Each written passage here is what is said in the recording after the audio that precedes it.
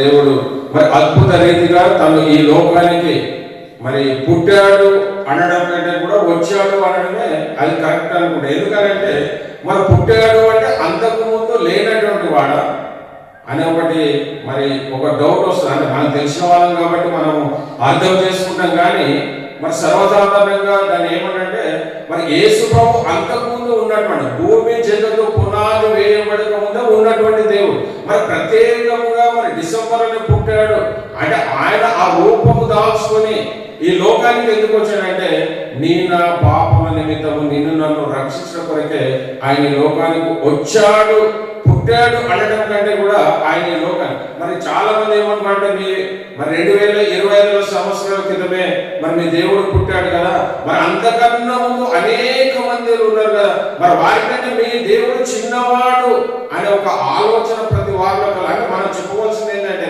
ఆయన ఉన్నవాడు అనవాడైనటువంటి దేవుడు కాబట్టి ఆయన ఏదో డిసెంబర్ మాసంలో 2025 సంవత్సరాల క్రితం పుట్టినవాడు కాదు, కానీ అంతకు ముందు మరి ఉన్నటువంటి వాడే మరి 6000 సంవత్సరాలు మన సంఖ్యాకాండం 24వ అధ్యాయంలో చూస్తే మరి యాకోబులో ఆ యొక్క నక్షత్రం ఉదయించునన్నప్పుడు దాదాపుగా యేసు ప్రభు కంటే ముందు కూడా మరి ఎప్పుడు అంటే 6000 సంవత్సరాల క్రితమే మరి ఉన్నటువంటి దేవుడు అనే విషయాన్ని మరి సర్వసాధారణంగా అనుకునేటటువంటి వారు ఎవరైతే మనకు అన్నప్పుడు మనం దాన్ని అర్థం చేసుకొని మరి యేసు ప్రభు ఉన్నవాడు అనువాడు అన్నటువంటి దేవుడు ఎప్పుడో ఉన్నటువంటి దేవుడు అనే విషయాన్ని మనకు మరి మనం ఇక్కడ ఒకసారి 17వ వచనంలో గమనిస్తే ఆయనను చూచుచున్నాను కానీ ప్రస్తుతం ఉన్నట్టు కాదు, మరి అదే విధంగా సమీపంలో ఉన్నట్టు కాదు, నక్షత్రము యాకోబులో ఉదయించును, రాజదండము ఇశ్రాయేలు నుండి లేచును, అది మోయాబు ప్రాంతంలో కొట్టును,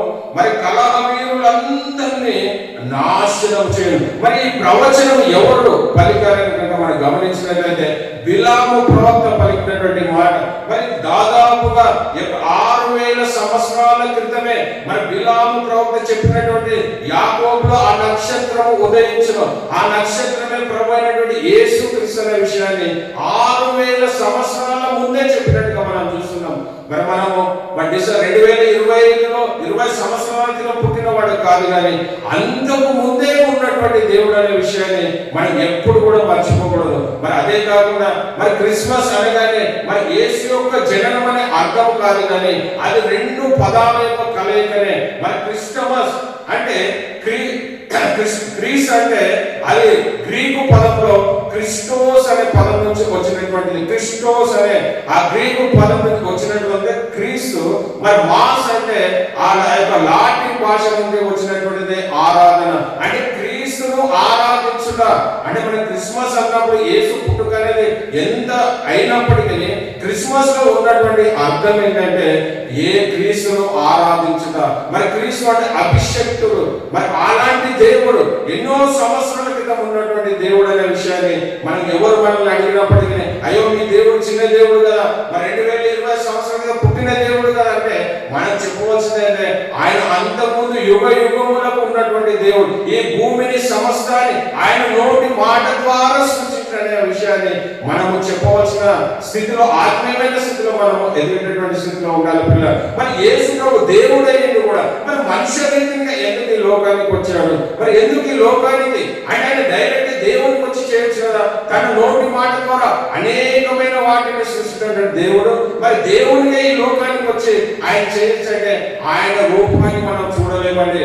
మరి సీనాయి కొండ మీద 40 రోజులు మోసే ఉన్నప్పుడు మరి మోసే ఆయన నిన్ను చూడాలని అన్నప్పుడు నువ్వు నన్ను చూడలేవు మోసే, నా వెనుక భాగం నుంచి ఆ యొక్క రాతి ఆ యొక్క బండ సందు నుంచి అంటే అంత మహిమ కలిగినటువంటి దేవుడు కాబట్టి ఆయన మనుష్య రీతిగా మనం ఆయనను ఈ భూలోకమే ఉండలేదు. ఈ యొక్క మన ఏదైతే సూర్యుడు ఉన్నాడో ఆ సూర్యకాంతిని మనం తట్టుకోలేని స్థితిలో ఉన్నటువంటి మనము ఆ సూర్యకాంతిని కలిగజేసినటువంటి దేవుడిని ఆయన తన దేవుని రూపకంగానికి వస్తే ఈ లోకమే మరి ఆయన వచ్చింది ఎందుకంటే నశించిన దానిని వెతికి రక్షించడం కొరకు వచ్చాడు కాబట్టి ఆయన మనుష్య కుమారుగా ఈ లోకానికి వచ్చినట్టుగా మనం చూస్తున్నాం పిల్లలు. మరి 1 తిమోతి పత్రికలో మనం గమనించినట్లయితే అక్కడ చూసిన మాటను 6వ అధ్యాయం మరి 15వ వచనం ఆయన ఎంత మహిమ స్వరూపుడైనటువంటి దేవుడు అనే విషయాన్ని మనం గమనిస్తే వస్తే మరి మనం తట్టుకోలేము కాబట్టి, మనం ఆయన చూడలేము కాబట్టి, మరి ఆయన ఏంటంటే మనుష్య కుమారునిగా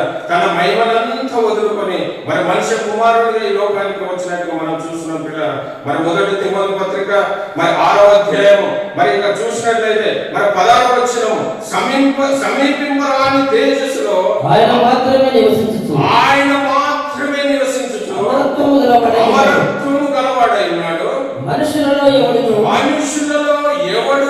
ఆయనను చూడలేదు, ఎవడును చూడనేరడు. ఆయనకు ఘనతయు శాశ్వతమైన ప్రభావము కలిగియుండును గాక.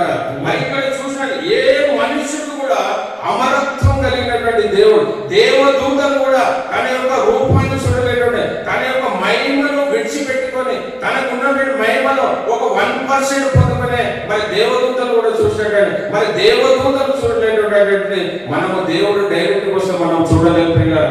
అందుకే దేవుడు తన మహిమను తగ్గించుకొని ఒక మనుష్య కుమారునిగా మరి సమీపింపరాని తేజస్సులో ఆయన ఉన్నటువంటి స్థలం ఏదైతే ఉందో అది సమీపింపరాని తేజస్సు కాబట్టి, అమరత్వం గలవాడై ఉన్నటువంటి దేవుడు కాబట్టి ఆయనను మనుషులలో ఎవడును కూడా చూడలేడు.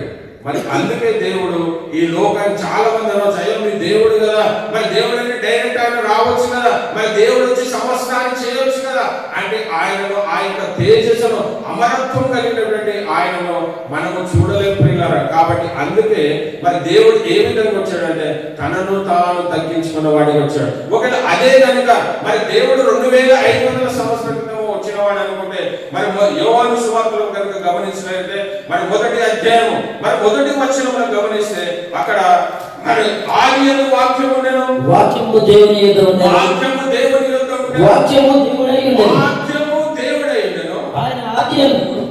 ఆయన ఆదియందు దేవుని యొద్ద ఉండెను, సమస్తము ఆయన మూలంగా కలిగెను, కలిగినదేదియు ఆయన లేకుండా కలగలేదు. ఇక్కడ మనం గమనించినట్లయితే ఆదియందు వాక్యం ఉండెను, వాక్యమే దేవుని యొద్ద ఉండెను, వాక్యమే దేవుడై ఉండెను. మరి ఆయన ఆదియందు దేవుని యొద్ద ఉన్నాడు. ఆయన ఎక్కడ ఉన్నాడు అంటే ఆదియందు తండ్రి అయినటువంటి దేవుని యొద్ద ఉన్నటువంటి విషయాన్ని మనము మర్చిపోకూడదు. అంటే మరి 2020 సంవత్సరం పుట్టాడని మీరు అంటారంటే దానికి ఇది ఏంటంటే మరి చెప్తున్నాడు యోహాను సువార్త యోహాను భక్తుడు చెప్తున్నటువంటి మాట అంటే ఆదియందు వాక్యం ఉన్నాడు, వాక్యమే దేవుని యొద్ద ఉండెను, వాక్యమే దేవుడే. ఆయన ఆదియందు దేవుని యొద్ద ఉన్నాడు. మరి సమస్తం కూడా ఆయన మూలంగా కలిగాను, ఆయన లేకుండా ఏది కలగలేదని మరి లేఖనంలో ఇచ్చినప్పుడు ఆయన 2020 సంవత్సరం పుట్టినవాడు కాదు కానీ అంతకు ముందే ఉన్నటువంటి దేవుడు అనే విషయాన్ని మనం ఎప్పుడు కూడా మరి మర్చిపోయే వారికి ఉండకూడదు పిల్లలు. మరి అదే కాకుండా మరి దేవుడే ఉన్నటువంటి దేవుడు అదే 14వ వచనం మనం గమనించినట్లయితే ఆ వాక్యము శరీరధారి అయి కృపాసత్య సంపూర్ణుడుగా మన మధ్య నివసించెను. మరి ఆ వాక్యమే మరి వాక్యం ఉన్నటువంటి దేవుడు, మరి అద్వితీయుడైనటువంటి దేవుడు, మరి ఆయన కృపాసత్య సంపూర్ణుడుగా మన మధ్య నివసించును. మరి దేవుడు ఎప్పుడో ఉన్నటువంటి వాడు అనే విషయాన్ని మనం యొక్క క్రిస్మస్ సీజన్ లో మరి యేసు ప్రభు 2020 పుట్టాడని ఒక మనిషి రీతికి ఒక రూపాన్ని దాల్చుకుని వచ్చాడు. అంతకు ముందే ఉన్నటువంటి దేవుడు అనే విషయాన్ని మనం ఎప్పుడు కూడా మరి ఎందుకు దేవుడు ఎంతగా తనను తాను తగ్గించుకొని వచ్చాడంటే మరి ఈ లోకానికి మరి ఎవరు కూడా తగ్గించుకున్న స్థితిలో మన విశ్వాసమైనప్పటికీ ఏ విషయంలో కూడా మనం తగ్గించుకోలేము. కానీ ఆయన దేవుడే ఉన్నటువంటి దేవుడు తను ఈ లోకానికి వచ్చిన రీతిని కనుక గమనించినట్లయితే ఎంతగానో తగ్గించుకొని వచ్చాడు. ఆయన శ్రీమంతుడైనటువంటి దేవుడు. మరి నువ్వు నేను ఆ దారిద్ర్యంలో మనం ఉండకుండా ఆయన ఈ లోకంలో దరిద్రుడు వచ్చినట్టుగా మనం చూసినట్టుగా ఎందుకు దరిద్రుడు వచ్చాడంటే నీవు నేను ఆయన మనల ధనవంతులను చేయడానికి ఆయన దరిద్రుడు అంటే తనను ఎంతగా తగ్గించుకున్నట్టుగా మరి మనము 1 కొరింథీ 2వ కొరింథీ పత్రిక 8వ అధ్యాయం 9వ వచనంలో గమనిస్తే ఆయన వచ్చిన గమనిస్తే మరి ఎంతో మరి దేవుడు చెప్పిన మాట ఒకసారి గమనించాలి. చదవండి ఒకసారి 2వ కొరింథీ పత్రిక 8వ అధ్యాయము మరి 9వ వచనం మనం గమనించినట్లయితే ఆయన వచ్చి మన గురించి మరి తనను తాను ఎంతగా మరి ఆయన తగ్గించుకున్న విషయాన్ని కనుక గమనిస్తే మీరు మీరు మన ప్రభువైన యేసుక్రీస్తు మన ప్రభువైన యేసుక్రీస్తు ఎరుగుదురు కదా ఎరుగుదురు కదా ఆయన ధనవంతుడై ఆయన ధనవంతుడైయుండును మీరు తన దారిద్ర్యం మీరు తన దారిద్ర్యము వలన ధనవంతులు కావాలని మీ నిమిత్తము దరిద్రుడాయెను. మరి ఇక్కడ శ్రేష్టమైనటువంటి మాట పిల్ల ధనవంతుడైనటువంటి దేవుడు, సర్వము కలిగించినటువంటి దేవుడు ఈ లోకంగానే ఏ విధంగా వచ్చాడంటే నిన్ను నన్ను ధనవంతులను చేయడానికి ఆయన దరిద్రుడు ఈ లోకానికి వచ్చాడంటే ఎంత శ్రేష్టమైన మాట. ఈ రోజు మరి ఏ స్థితిలో నువ్వు ఉన్నప్పటికీ, ఒకవేళ నీకు ఆర్థికమైన పరిస్థితి బాగలేనప్పటికీ, నువ్వు ఈ లోకంలో ఉన్నవని అనుభవించలేకపోయినప్పటికీ దేవుని దృష్టిలో ఏంటంటే దేవుడు మాకే ఎందుకు అన్యాయం చేశాడు, దేవుడు ఎందుకే మమ్మల్ని ఆశీర్వదిస్తున్నాడు, మరి మేము ఎందుకు దరిద్రంలో ఉన్నామని నువ్వు నేను అనుకుంటే మన దేవుణ్ణి నిందించడం కాదు, కానీ నిన్ను నువ్వు ఒకసారి పరిశీలన చేసుకోవాలి. ఎక్కడ నేను తప్పిపోయి ఉన్నాను, మరి దేవుని నిబంధనను మర్చి లోకానుసారంగా జీవిస్తున్నాను. మరి దేవుని ఆశ ఏంటంటే ఆయన దరిద్రం రావడానికి గల కారణం ఏంటంటే నిన్ను నన్ను మనందరినీ ఆయన ధనవంతులను చేయడానికి ఆయన ఈ లోకానికి దరిద్రుడిగా వచ్చాడు పిల్లలు. కాబట్టి ఈ రోజు ఇంకా కూడా నువ్వు ఏ పేదరికమైన పరిస్థితుల్లో, ఏ పేదరికమైన పరిస్థితుల్లో కనుకుంటే అయ్యా ఈ వాక్యాన్ని ఎత్తిపెట్టి ప్రభువా నీవు మేము ధనవంతులను చేయడానికి నీవు ఈ లోకానికి దరిద్రుడికి వచ్చావు కాబట్టి అయ్యా మమ్మల్ని ధనవంతు అంటే నీవు దేవుని సన్నిధిలో ప్రార్థించేవాడిగా నీవు ఉంటున్నావా? అయ్యా నేను ఎందుకు దేవా నాలోని ఈ కటిక పేదరికం నాలోనే ఎందుకు వస్తుంది, నేను ఎంత కష్టపడినప్పటికీ నాకెందుకు ఆశీర్వాదం లేదు అని కనుక అనుకుంటే మరి దేవుడు ఎప్పుడు కూడా అన్యాయస్తుడు కాదండి. దేవుడు ఎప్పుడు కూడా పక్షపాతి కాదు. ఆయన ఇచ్చినటువంటి వాగ్దానం ఎప్పుడు కూడా నిరర్థకం కాదు. ఆయన వచ్చిందే ఆయన దరిద్రుడి లోకానికి రావడానికి ఏంటంటే నిన్ను నన్ను ధనవంతులను చేయడానికి వచ్చాడనే విషయాన్ని ఎప్పుడు కూడా మనం దేవుడిని దూషించే వారు ఉండకూడదు. మనకు కలిగినటువంటి పరిస్థితులను బట్టి, మనకున్నటువంటి అననుకూలమైన పరిస్థితులను బట్టి అయ్యో దేవుడు నాకు అన్యాయం చేశాడే, మరి దేవుడు నాకు ఆశీర్వదిస్తలేడే అని మనం అనుకోవడానికి లేదు. కానీ ఎక్కడో మనం తప్పిపోయి ఉన్నావేమో, ఏ విషయంలో దేవునికి నీవు విరోధంగా నీవు జీవిస్తున్నావేమో, మరి నిన్ను నువ్వు పరీక్షించుకొని పరిశోధించుకొని ప్రభువా నేను ఎక్కడ తప్పిపోయి ఉన్నానేమోనయ్యా, నేను సరి చేసుకునే జ్ఞాన హృదయం నువ్వు నాకు అనుగ్రహించయ్యా. నువ్వు చెప్పినటువంటి వాక్యం ఎప్పుడు కూడా నిరర్థకం కాదు కదా తండ్రి. నువ్వు ఈ లోకానికి దరిద్రుడికి వచ్చావంటే నన్ను ధనవంతులు చేయడానికి నువ్వు దరిద్రుడికి వచ్చావు కాబట్టి అయ్యా నేను సరైన రీతిలో నీ వాక్యానికి విధేయత కలిగి మరి నీకు నీ అందు భయభక్తులు కలిగి మరి జీవించినటువంటి కృపను మరి మనము కీర్తన గ్రంథంలో కనుక చూస్తే మరి దేవుని అందు భయభక్తులు కలవారిని ఆయన ఆస్తికర్తలుగా చేస్తానంటాడు. మరి అది వాగ్దానం నిరర్థకమా కాదు.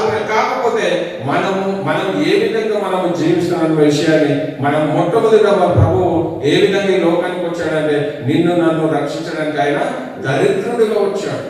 మరి ఆయన దరిద్రుడు వచ్చినటువంటి దేవుడు మరి నిన్ను నన్ను ఆయన ఒక ధనవంతులుగా చేయడానికి విషయాన్ని మనం ఎప్పుడు కూడా మరి తనను నమ్మినటువంటి బిడ్డలు ఎప్పుడు కూడా మరి చేచాచే వారికి ఉండకూడదు. మరి నీతిమంతుల పిల్లలు ఎప్పుడు కూడా మరి వాళ్ళు ఎక్కడ కూడా తప్పిపోయినట్టు కానీ ఎక్కడ కూడా వాళ్ళు మరి భిక్షమెత్తినట్టు కానీ లేదని లేఖనంలో సెలవిస్తుంది. కాబట్టి మరి మన జీవితంలో ఎందుకు ఇవన్నీ వస్తున్నాయంటే మనం ఎక్కడైనా దేవునికి అవిధేయంగా కనుక జీవిస్తున్నాం, మనకు తెలియకుండా మనం తప్పులు చేస్తున్నాం అంటే మనకు కనిపించకపోవచ్చు. కానీ నీ హృదయాలోచన ఎరిగినటువంటి దేవుడు, మన తలంపులు పుట్టక ముందే మన తలంపులు ఎరిగినటువంటి దేవుడు కాబట్టి, మనం అడగక ముందే మన అక్కర్లు ఎరిగినటువంటి దేవుడు కాబట్టి, సమస్తాన్ని ఆయన ఇవ్వడానికి మన సిద్ధ మనసు కలిగి ఉన్నాడు. కాబట్టి నీవు నేను ఆయనకు జీవించిన విధానంలో, ఆయనను ఆరాధించవలసిన విధంలో మనం ఆరాధించలేనటువంటి స్థితిలో ఉన్నామేమో. మరి మొట్టమొదటిగా గమనిస్తే, మనం చూసిన విషయంలో గమనిస్తే మరి ఆయన ఏ విధంగా అంటే ఈ లోకానికి దరిద్రుడికి వచ్చాడు ప్రియుల. మరి రెండో అంశం గమనించినట్లయితే మరి తన ఈ యొక్క మరి ఆయన ఎందుకు అని అంటే మరి ఇప్పుడు చదివినటువంటి వాక్య భాగంలో ఏదైతే మరి మొదటి తిమోతి 6:15 అమరత్వము ఎవరు సమీపింపరాని తేజంలో ఉన్నటువంటి దేవుడు మరి ఆయన లోకానికి మరి సర్వాధిపతి రాజులకు రాజు ప్రభువులకు ప్రభు అయినటువంటి దేవుడే. కానీ ఆయన ఏ విధంగా 15వ వచనం చదువుతారు, అదే 6:15 శ్రీమంతులను అద్వితీయుడు సర్వాధిపతి యుద్ధ కాలములలో ఆ ప్రత్యక్షతను కనపరచును రాజులకు రాజును ప్రభువులకు ప్రభువునైనాడు.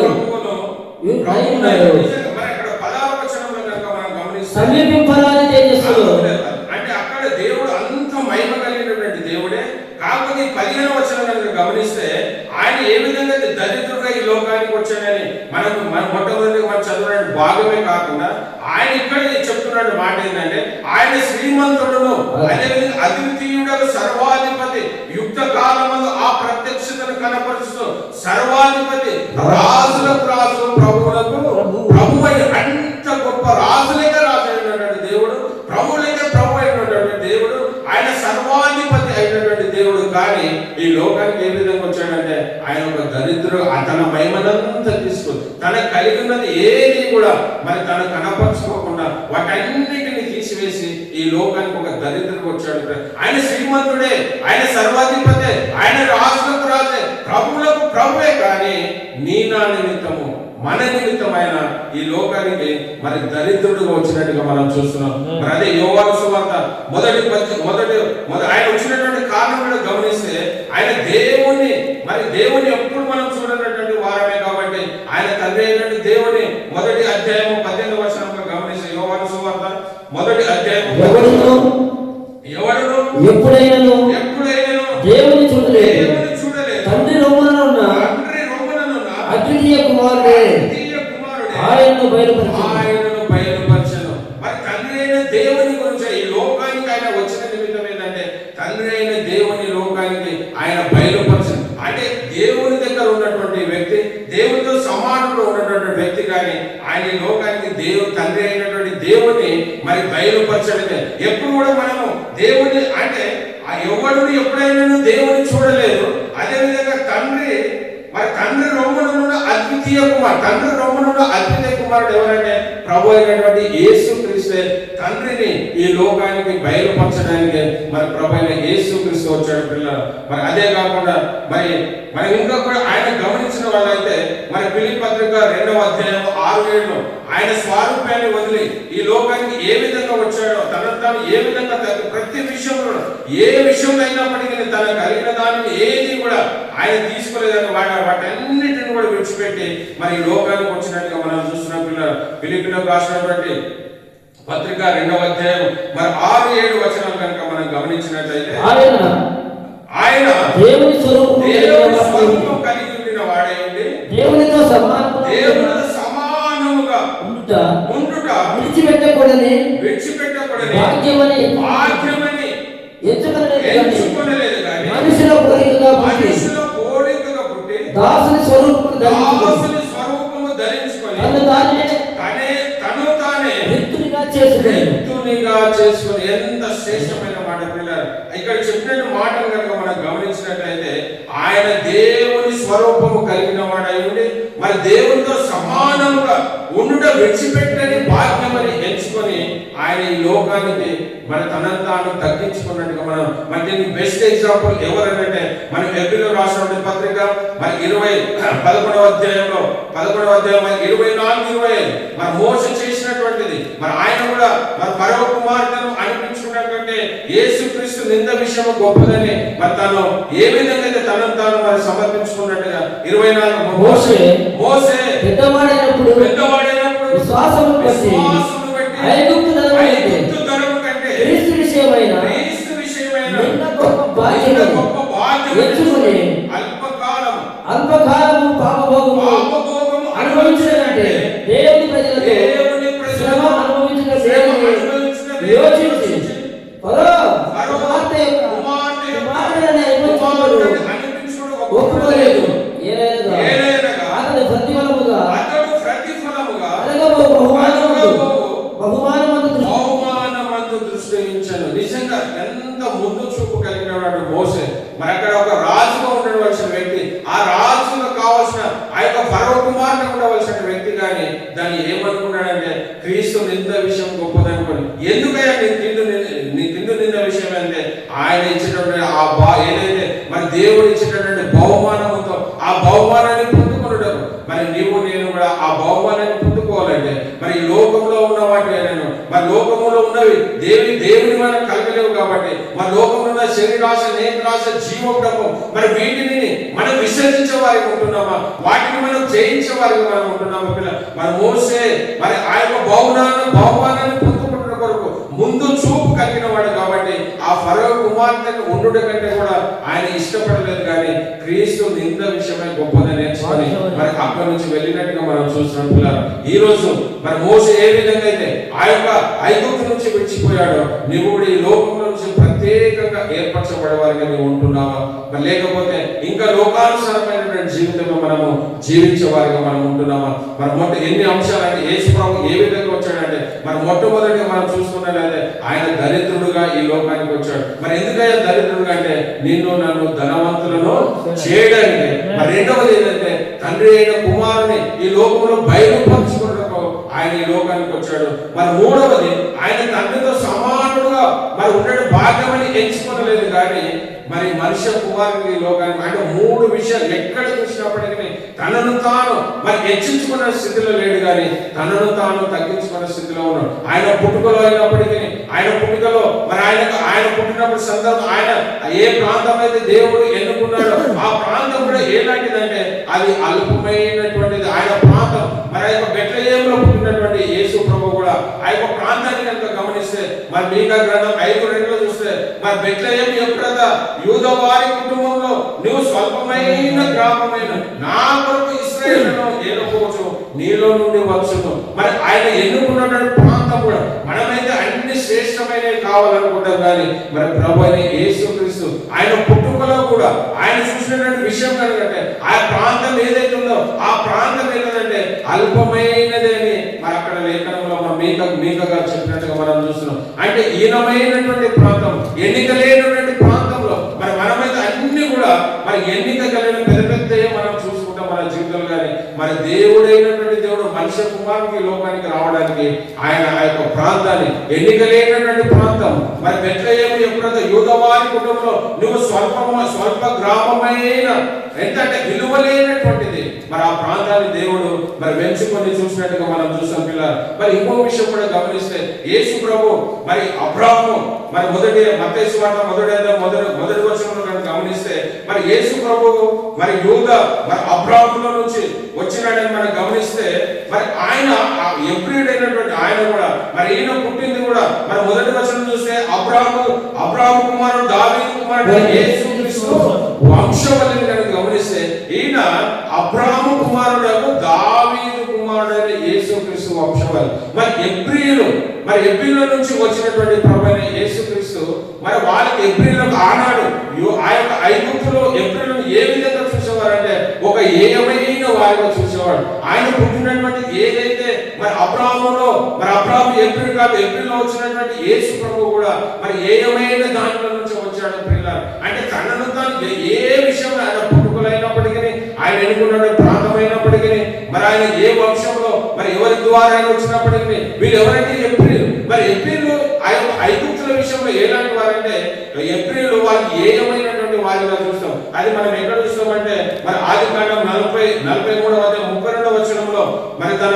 యోసేపు తన అన్నదమ్ములైనటువంటి వారు తన యొక్క కరువు కాలం వచ్చినప్పుడు మరి తన యొద్దకు వచ్చినప్పుడు వారితో మరి భోజనం చేస్తున్నప్పుడు అక్కడ జరిగిన సందర్భం కనుక మనం గమనిస్తే, మరి అక్కడ ఎబ్రియులు మరి యూదులకు ఏయులు అనే విషయాన్ని మనం గమనిస్తాం. 43:32 వచనం, అంతటా వారికి అతనితో భోజనం చేస్తున్న ఐగుప్తులకు వేరువేరుగా వడ్డించిరి. ఐగుప్తీయులు ఎబ్రియులతో కలిసి భోజనం చేయరు.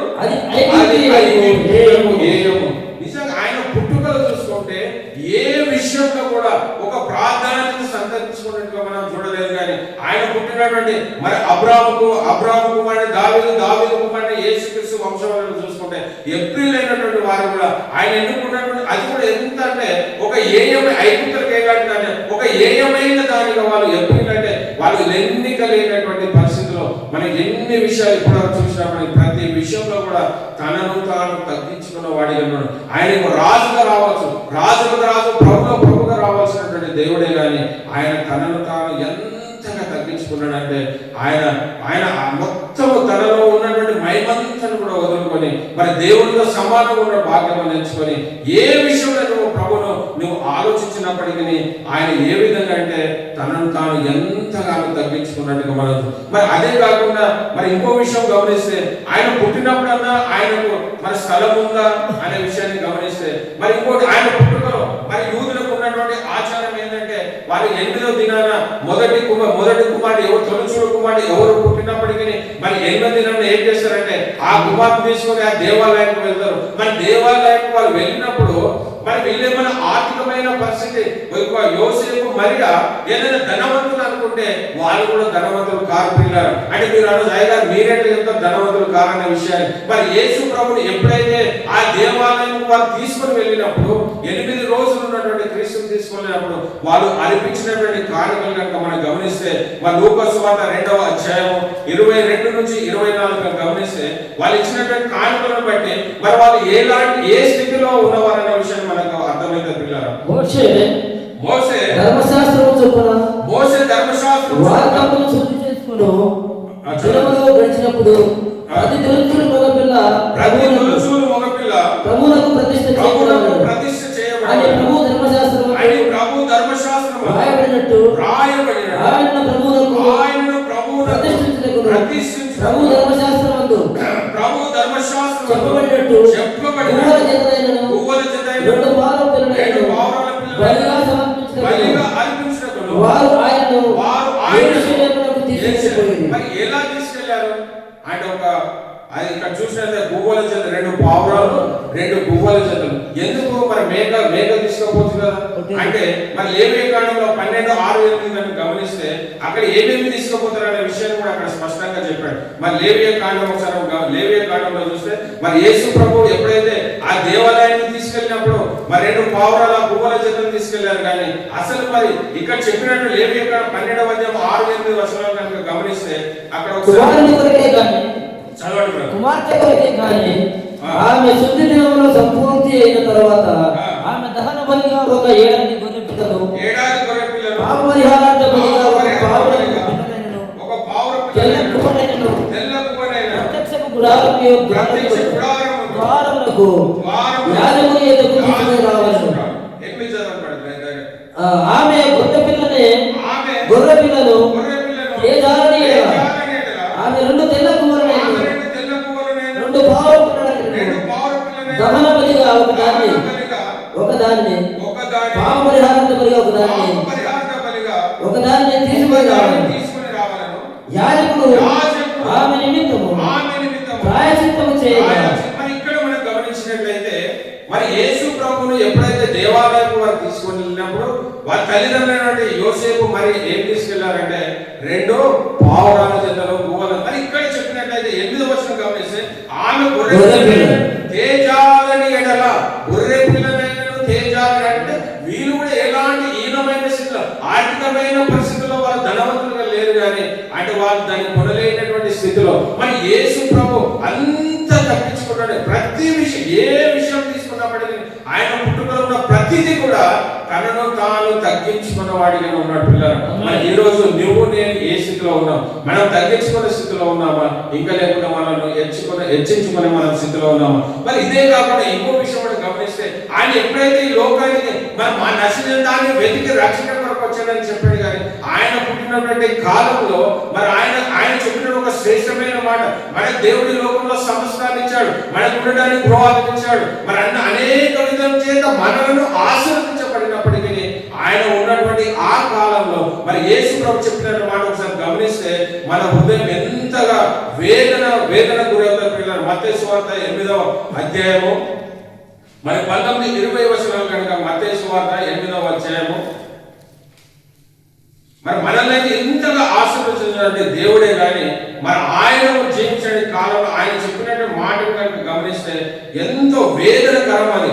మరి ఏంటంటే అది ఒక 12వ వచనం మనం గమనించినట్లయితే అంతటా ఒక శాస్త్రి వచ్చి బోధకుడా నీవెక్కడికి వెళ్ళినను నీ వెంట వచ్చేదనని ఆయనతో చెప్పాను. అందుకు యేసు నక్కలకు బరియలు ఆకాశ పక్షులకు నివాసములు కలవు కానీ మనుష్య కుమారుడు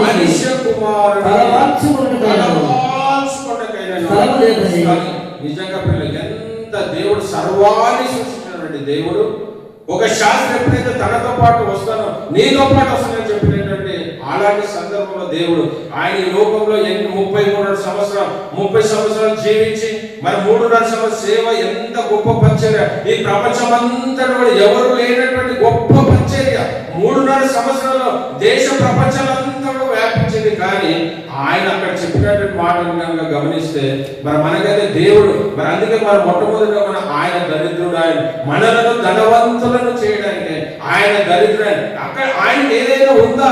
మరి ఆయన ఎప్పుడైతే శాస్త్రి అడిగినప్పుడు ఆయన చెప్పినటువంటి మాట అందుకు యేసు నక్కలకు బొరియలు ఆకాశ పక్షులు నివాసములు కలవు కానీ మనిషి కుమారుడు తలవాల్చుకొనుటకైనను స్థలము లేదన్న పిల్లలు. ఎంత దేవుడు అంటే తనను తాను ఎంతగా తగ్గించుకొని మరి లోకానికి వచ్చాడంటే మరి ఈ రోజు నువ్వు నేను మరి వాక్యం ఏంటంటే మనం మరి ఏ స్థితిలో మనం అతిశయపడే వారికి ఉన్నామేమో, ఏ స్థితిలో మనల్ని మనము హెచ్చించుకునే వారికి కనుక ఉన్నామేమో, మనం ఆ విధంగా ఉండకుండా మరి దేవుడు మరి ఎవరిని ప్రత్యక్షపరుస్తున్నాడంటే మనం అదే మత్తయి సువార్త 2వ అధ్యాయం మరి ఎవరికి మరి దేవుడు ప్రత్యక్షమవుతాడంటే కూడా మరి అక్కడ చూడండి మాటలు కనుక గమనించినట్లయితే మరి వాళ్ళు దేవుని మందిరంలో ఉండి వాళ్ళు చేసినటువంటి ఉపవాస ప్రార్థనలను బట్టి మరి లూకా సువార్త 2వ అధ్యాయంలో గమనించినట్లయితే మరి సిమియోను అనే వ్యక్తిని మరి ప్రభువైన యేసుక్రీస్తుకు అక్కడ మనము మరి ఇక్కడ ఆయనకు ఉన్నటువంటి నిరీక్షణ ఈ రోజు నువ్వు నేను ఆ నిరీక్షణ కలిగి మనం జీవిస్తున్నామా? మరి ఆయన చెప్పినట్టు మాట 25వ వచనం యెరూషలేమునందును మరి సిమియోను అనే ఒక మనుషుడు ఉండెను, అతడు నీతిమంతుడు భక్తిపరుడై ఉండి ఇశ్రాయేలు యొక్క ఆదరణ కొరకు కనిపెట్టువాడు పరిశుద్ధాత్మ అతని మీద ఉండెను. అతడు ప్రభు యొక్క క్రీస్తును చూడక మునుపు మరణము పొందలేదు. అతనికి పరిశుద్ధాత్మ చేత బయలుపరచబడి ఉండెను. ఆత్మవశుడై అతడు దేవాలయంలోకి వచ్చెను. అంతటా ధర్మశాస్త్రం చొప్పున ఆయన విషయమై జరిగించుటకు తల్లిదండ్రులు శిశువైన యేసును దేవాలయంలోనికి తీసుకొని వచ్చినప్పుడు అతను తన చేతులను ఆయన ఎత్తుకొని దేవుని స్తుతించుచు ఇట్లనెను. ఈ యొక్క సిమియోను గురించి కనుక మనం ఆలోచిస్తే ఆయనకు కలిగినటువంటి నిరీక్షణ ఏదైతే విశ్వాసం కలిగి ఉన్నాడో ఒక శ్రేష్టమైన మాట మరి క్రీస్తును చూడక మునుపు మరణము పొందడని. మరి ఈ రోజు నువ్వు నేను కూడా యేసు ప్రభువును తెలుసుకోకుండా మారు మనసు అనుభవం లేకుండా మనం ఈ లోకంలో మరి మరణించకూడదు. కానీ జీవంతో కలిగినప్పుడే మరి ప్రభు అయిన యేసు క్రీస్తుని మరి సొంత రక్షకుడిగా అంగీకరించి మనము ఆ యొక్క నిత్య రాజ్యానికి వారసులు. మరి ఏ విధంగా సిమియోను ఎలాంటి నిరీక్షణ ఎలాంటి విశ్వాసము కలిగి ఉన్నాడో పిల్లలు మరి ఆయన భక్తి జీవితం కనుక గమనిస్తే ఆయన నీతిమంతుడును మరి భక్తిపరుడై ఉండి మరి నీవు నేను ఏ విధంగా ఉన్నాము ఈ రోజు నీతిమంతులుగా మరి భక్తిపరులుగా జీవించేటువంటి స్థితిలో మనం ఉన్నామా? లేకపోతే మన ఇష్టానుసారంగానే మనకి ఏది తోస్తే మనము చేయవలసిన పరిస్థితిలో మనం ఉంటున్నాము పిల్ల.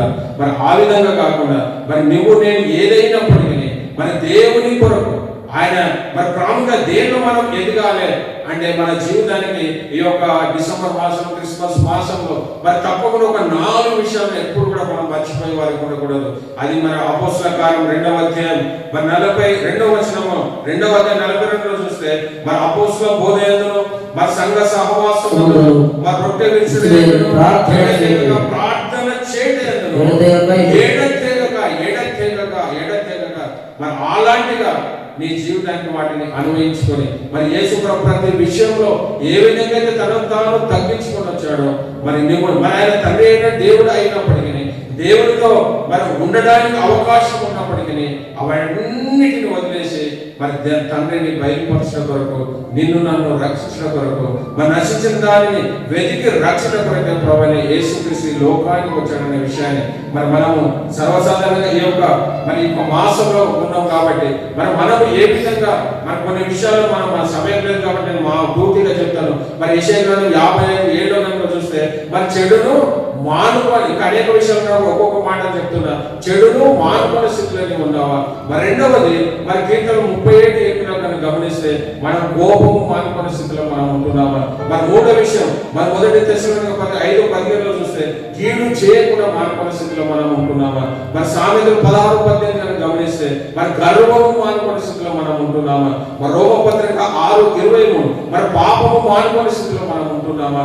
మరి ఎఫెసీయులు 4:29 చూస్తే చెడు మాటలు చెప్పడం కానీ, మన నిందలు వేయడం కానీ మనం మానుకొని, ఇవన్నిటి కూడా ఈ యొక్క నూతనమైనటువంటి మరి ప్రభువైన యేసుక్రీస్తు ఆయన జన్మదినంలో యేసు ప్రభు ఏవి తనను తాను తగ్గించుకున్నాడో వీటన్నిటిని కూడా నువ్వు తగ్గించుకొనేసి వీటన్నిటిని విడిచిపెట్టే వాడికి ఉంటున్నావు. వీటన్నిటిని చెడును, కోపాన్ని, కీడును, గర్వాన్ని, పాపాన్ని, మరి అదేవిధంగా చెడు మాటలు చెప్పడం కానీ, మరి ఆ నిందలు వేయడం కానీ, వీటన్నిటిని మార్చుకొని ఆ నిత్య రాజ్యానికి ఏ విధంగా సిమియోను నేను మరణం పొందకుండా యేసు ప్రభువు కూడా మరణము పొందవాలి ఎలాంటి నిరీక్షణ విశ్వాసం కలిగి ఉన్నాడో, మరి నేను కూడా మరి ఆ యొక్క మారు మనసు పొందే రక్షణ అనుభవంలోకి వచ్చే వరకు నేను మరణించను దేవుడు అని నువ్వు దేవుడిగా ప్రాధేయపడి ఉంటున్నావా? మన గురి ఒకటే, ఏది ఏమైనప్పటికీ ఆ పరలోక రాజ్యంలో మరి దేవునితో కలిసి మనం ఆరాధించి ఆయన స్తుతించడం మన గురి. ఎన్ని రోజులు ఈ లోకంలో మనం జీవించినప్పటికీ ఏదో ఒక రోజు మరణించిన వారమనే విషయాన్ని మనము మరి మరణము చూడకుండా బ్రతుకు నరుడెవడు అని 84 కీర్తనలు మనం చూస్తాం. ప్రతి వారు మరణము చూడేవారని, కానీ జీవంతో ఉన్నప్పుడే నిజమైన దేవుడు ఎవరని తెలుసుకుని మరి మారు మనసు పొందుకొని రక్షణ అనుభవంలోకి వస్తే మరి ఆ యొక్క నిత్య రాజ్యంలో మరి దేవుడు ఏ విధంగా అయితే మరి ఆ నిత్య రాజ్యంలో మనము ఆ యొక్క స్థానాన్ని సంపాదించుకున్న కృపను మరి దేవుడు మనందరికీ అనుగ్రహించును గాక. ఆమేన్. ప్రార్థన మహాపరిశుద్ధమైనటువంటి మా ప్రియ పరలోక తండ్రి, ఇప్పటివరకు అయినా కొద్ది నిమిషం నేను వాక్యాన్ని ధ్యానించడానికి మీరు ఇచ్చినటువంటి కృపను బట్టి మీకే వందనాలు స్తుతులు స్తోత్రాలు చెల్లిస్తున్నాం ప్రభా. మరి నశించిన దానిని వెతికి రక్షించబడి లోకానికి మీరు వచ్చారనే విషయాన్ని మేము గ్రహించిన వారమై దేవా, మరి మేము ఏ విషయంలో మీరు అన్ని విషయంలో ప్రతి విషయంలో కూడా మీరు ఏ విధంగా తగ్గించుకొని ఈ లోకానికి వచ్చారో నాయన ప్రభా, మేము కూడా ప్రతి విషయంలో నాయన మేము తగ్గించుకునే వారిగా మరి పౌలు గారు చెప్పిన విధంగా నేను యేసుక్రీస్తును పోలి నడుచుకున్నట్లు మీరు నన్ను పోలి నడుచుకోవడానికి ఎలాంటి సాక్ష్యం కలిగి ఎంత ధైర్యంగా మాట చెప్పగలిగాడో ప్రభా, మరి మేము కూడా అనేక మందికి మాదిరికరమైనటువంటి జీవితము జీవించండి కృపను. మరి ఈ యొక్క 11 మాసాలు మేము ఏ విధంగా జీవించాము, కానీ ఈ యొక్క నూతనమైన మాసంలోనికి నీ యొక్క నాయన జన్మదినంలోకి ప్రవేశిస్తుండగా నాయన ప్రభా, నూతనమైన హృదయంతో మరి నూతనమైనటువంటి ఆలోచనలు కలిగిన ఆయన ప్రభా, మన పాత జీవితం ఇక పాతవి గతించను ఇక కొత్తవి ఆయన విధంగా అలాంటి ఆలోచన కలిగిన ఆయన ప్రభా, మమ్మల్ని మేము సరిచేసిన కృపను మాకు అందరికి మీరు అనుగ్రహించమని మరి విత్తబడిన వాక్యం ప్రతి బిడ్డ మీద నీరు కట్టి ఫలింపజేసి మరి వాక్యానుసారమైన జీవితం చేయడం కృపను ప్రతి బిడ్డకు మీరు అనుగ్రహించమని మరి సమస్త మహిమ ఘనత ప్రభావం మీకే చెల్లిస్తూ అతి త్వరలో రానైన ప్రభువైన యేసుక్రీస్తు పేరట ప్రతిమాలు వేడుకుంటున్నాను తండ్రి. ఆమేన్.